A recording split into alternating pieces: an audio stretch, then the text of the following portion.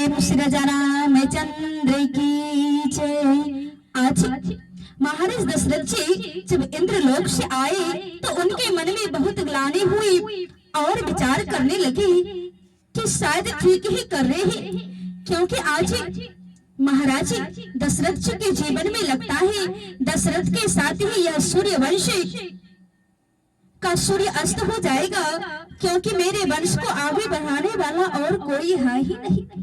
और कहते हैं जब जब में गंभीर प्रश्न उठे और उस समस्या का समाधान ना हो तब कहते हैं गुरु के पास जानी चाहिए। आज दशरथ जी के जीवन में बड़ी ग्लानि हुई और गोस्वामी बाबा ने लिखा, और क्या लिखा, एक बारी भूपति मन माही अभय ग्लानि मोरे सुत नाही।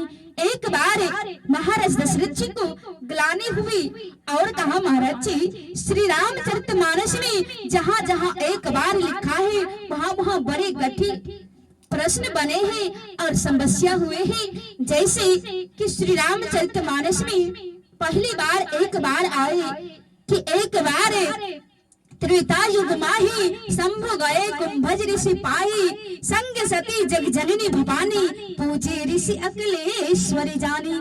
तो मैया सती के जीवन में कैसी घटना घटी। आज महाराज दशरथ जी के जीवन में एक बार ग्लानि हुई, केवल एक बार कि एक बार भूपति मन माही भय ग्लानि मोरे सुत नाही। आज महाराज दशरथ जी को ग्लानि हो रही है, चिंता हो रही है कि मेरे जीवन में संतान नहीं है। ये दशरथ का सूर्य वंश का सूर्य कुल लगता है दशरथ के साथ ही समाप्त हो जाएंगे।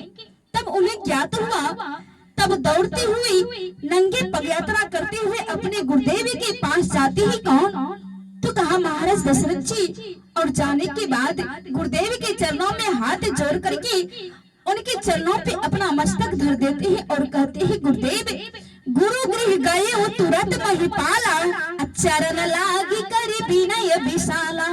आज महाराज दशरथ जी गुरुदेव के चरण पकड़ करके हाथ जोड़ करके विनती करने लगे, गुरुदेव मेरे जीवन में एक भी संतान नहीं है, ईश्वर की इच्छा से गुरु की कृपा से और आपके आशीर्वाद से गुरुदेव मेरे पास धन दौलत यश वैभव कीर्ति किसी की कमी नहीं है। लेकिन महाराज आज दशरथ जी बड़े विकल हो रही है, हाथ जोड़ करके गुरुदेव के सामने खड़े हैं, गुरुदेव यदि आपकी कृपा हो जाए, आपकी आशीर्वाद हो जाए तो कहा मेरे जीवन में कभी भी संतान हो सकती है, क्योंकि मैंने ऐसा सुना कि कहते हैं मिथ्या न हुई देव ऋषि वाणी, एक संत की वाणी एक ऋषि की वाणी कभी मिथ्या नहीं होती। इसलिए गुरुदेव आज हमें आप आशीर्वाद दीजिए जिससे मेरे घर भी एक संतान हो जाए।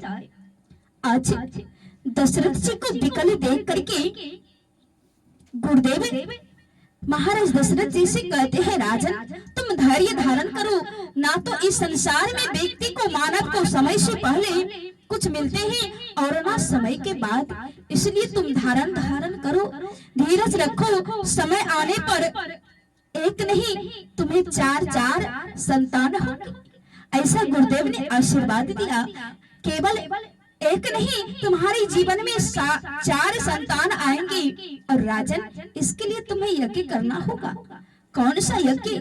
आज गुरुदेव बताते हैं इसके लिए तुम्हें पुत्र कामेष्टि यज्ञ करना होगा और उसमें श्रृंगी ऋषि को तुम्हें स्वयं जाकर के निमंत्रण दे करके उन्हें आदर और सम्मान के साथ अवध में लाना होगा, क्योंकि उन्हीं के माध्यम से यह पुत्र कामेष्टि यज्ञ संपन्न हो सकते हैं। आज महाराज दशरथ जी गुरुदेव के आशीर्वाद से आज गुरुदेव ने उनका मार्गदर्शन किया। फिर उसके बाद चले कहा श्रृंगी ऋषि वशिष्ठ बुलावा पुत्र काम शुभ यज्ञ करावा भगत सहित मुनि आहुति देन अप्रगट यज्ञ चारो कर लेनी। आज महाराज दशरथ जी भक्ति के प्रेम के वश होकर के अग्निदेव को आह्वान करते हैं, आहुति देते हैं। तब आज अग्निदेव बड़े प्रसन्न होकर के हाथ में चरु यानी खीर प्रसाद लेकर के प्रकट होती है और श्रृंगी ऋषि के हाथों में